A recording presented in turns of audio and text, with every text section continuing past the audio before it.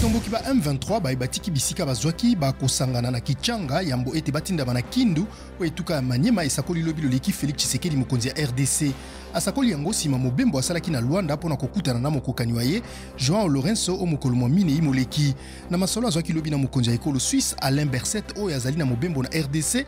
Félix Tshisekedi abakisi lisusu ete mbula matari ekovanda na mesa ya masolo soko mokete na batomboki ba M23. Martin Fayulu, Augustin Matata Ponyo, Delice Sanga pe Moïse Katumbi bakutani lelo na ngumba Lubumbashi.